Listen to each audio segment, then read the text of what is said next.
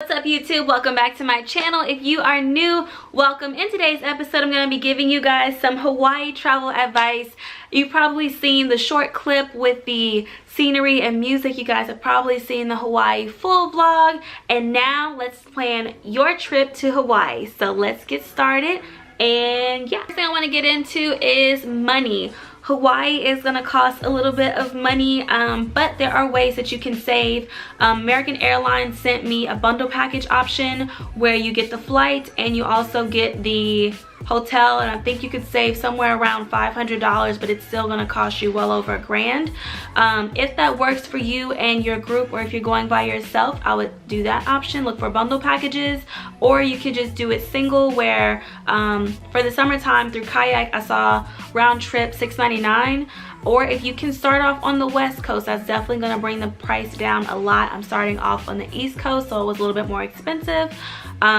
Look at your options that way. See if a bundle package would be better, if Airbnb would be better, Kayak would be better. Look at the different airlines to see what they're offering, and then just kind of go from there. Make sure you write down all of your quotes and keep up with that good information. Break down the plane ride. It was 8 hours. We ended up gaining 6. My advice for that would be to always either sleep or stay awake according to what time it's going to be in your destination. So do your math and figure that out, and it will help you a lot. For us, we slept as much as we could on the plane. I was too excited to sleep, so there were some nights where I was going about 24 hours just up. And in the video you can see that my eyes are actually like almost bloodshot red. That's why. But anyway, so in my case, I should have slept by the time we landed, then just be getting up, because basically I was restarting my day. It was like I never left. The only thing that I lost was 2 hours, and that's something that was like a huge adjustment for me. So that's something with the plane ride, when to sleep, when to stay up. During this plane ride for 8 hours and some change, it was 2 meals, tons of snacks, and lots of drinks, entertainment. Everyone had a pillow and a blanket. On shorter flights, like, I don't know, from Atlanta to Houston, usually first class will be the one with the blankets and the pillows, and then coach would have nothing. But everybody in the entire plane had pillows and they had blankets. We had earbuds and we had eye masks. So that's just something to keep in mind. First class this time, however, was a little bit more, where they had reclining seats, like whole like cubicle themes, armrests, like they were comfortable. My knees were locking up on me in the back of that plane, so we would have to get up and then just kind of at least go to the bathroom, walk around, maybe march in place a little bit, kind of keep those legs going, because I mean, sitting down for a solid 8 hours and some change is a very long time. So that's just an idea of how the plane ride was going. Other than that, smooth sailing. The views out of the window, if you can get one, are impeccable. They're very, very beautiful, especially when you get closer to Hawaii. You can see the island itself. You can see the land, the waters, the currents. Very, very pretty, and definitely worth the picture.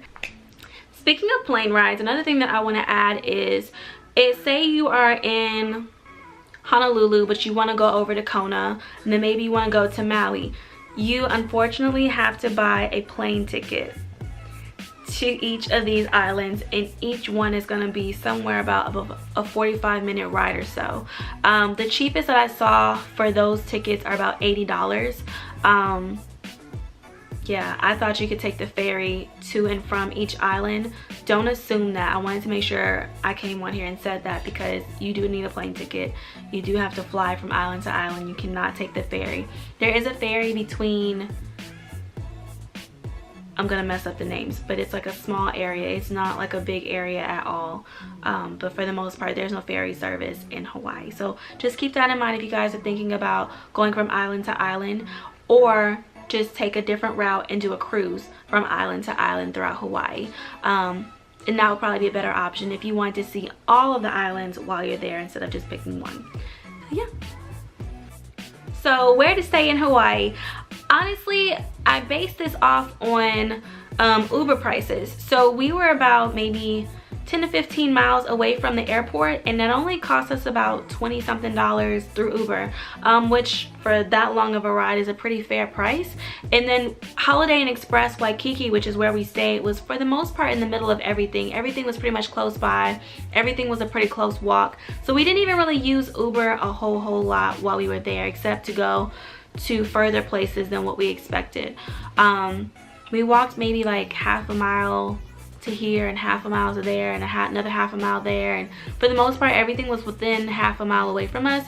So if we did take an Uber for those, it was running us around like $7. So I usually base it off of how much I think an Uber would cost or how far we would have to ride or drive or whatever the case may be. But if you can stay somewhere within the city limits and not too far on the outskirts, that may be a better option for you. What to do? First of all, do not stay there for 3 nights. You should stay for an entire week if you can. Us staying 3 nights honestly was a tease. We didn't even get a chance to really scratch the surface of Hawaii the way that we really wanted to. So things that I would recommend to do: Hanuma Bay, which was the snorkeling that we did, amazing. And then North Shore is where the dolphins are. We didn't get a chance to do that, but I did hear that it was like a must-see. The Polynesian Cultural Tour, I heard, was a must-see. They'll also take you out to the Dole Pineapple Farm, so you can see all the pineapples.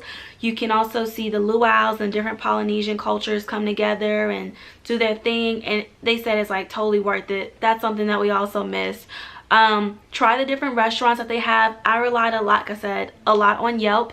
And they have a lot of Asian infused food, so it'll be like the poke bowls, ramen, all kinds of good stuff. Worth a try. Fresh fruits, they have like banana froyo, acai bowls, all kinds of stuff. So definitely get some restaurants under your belt. Duke's Waikiki, and off the top of my head I forget the name of the other place that we went to, were amazing. And what else should you do while you're in Hawaii? Definitely do some water adventures. They have like the canoe outrigger, which is like where you're racing through the canoe or something like that through the beach waves, which is actually kind of cool to watch. We didn't get a chance to do it that day because a race was happening. If you can do the parasailing, or if that's something that you're interested in, do that. The jet ski was a nice one. Banana boat. They had all different types of water things that you could do. And I mean, pick one, because the water out there is so beautiful. It would be a shame for anybody not to jump in. So yeah, I talked about this a little bit in the full Hawaii vlog, and I also put a link as an example on my actual blog, morebrandyplease.com. I'll link all that stuff below so you guys can check it out. But basically, when you book directly through the company itself, you're gonna pay a lot more versus people like This Week have, you know, partnered with them some kind of way, and they have better deals, honestly. An example would be Extreme Parasailing. On their website, I want to say it's like $60 or something like that, but in the Oahu This Week book, it was somewhere around 30. So you're getting a much better deal. We were still at 700 feet in the air, so that's a pretty good deal. And then also we did the Hanuma Bay. So the issue that we had there was we went through Viator, and they had it for $32 per person, and they also have lowest price match guarantee. But when I found it in the This Week Oahu book, it was $16.95. Same things, you know, which is the snorkeling, the well, the whole thing was snorkeling, but the equipment itself and the ride is what you're really paying for. And I called them to let them know, and they said, well, if it's the same vendor, then we can honor the price match. They did not honor it. We did not get a price match because they said it wasn't the exact same vendor. So we took a big L on that one, which sucked. But if you, that's why I also say to stay a week, because if you go the first day, grab one of these books, you can go ahead and start booking some of these things in advance. Versus when we did it, we were trying to book day of, and it was also a holiday. We still were able to do it, but it was a little bit difficult because some were completely sold out for the day, different things like that. So that's a gamble that you take with not booking in advance. And then also they have very strict cancellation policies, so make sure that if it's something that you do want to do, you're gonna follow through with it, show up on time and all that good stuff. You don't want to be in those types of situations where your money just went down the drain. What else I have to say about this? As far as like Hanuma Bay, you honestly, if you decide to rent a car in Hawaii and not take the Uber route, just drive to Hanuma Bay. I think it's $1 for parking, and the only thing that you were really paying for was the snorkel itself, the flippers, the life vest, like a beach, what is it, the beach towel. It wasn't a towel, it was like a mat, a beach mat. That's it. And that was it. You still had to pay the $7.50 to get in. So if you drive, you pay the $1 parking. Bring your own snorkel with you. I'm sure there's a Walmart somewhere that you can just kind of drop by and grab some things. And then, you know, as far as the flippers, I didn't use that. I didn't use a life vest. I didn't use half of what we paid for. So To me, I think it would just been better for us to just find our way there, pay the $7.50, the $1 parking, and be done with it. That's $8.50 right there, and I mean, then you're done. So much better deal than $32 per person, I must say that. All right, so food was costing us about $20 a plate at different restaurants. There's also some more smaller shops that would probably be a little bit less.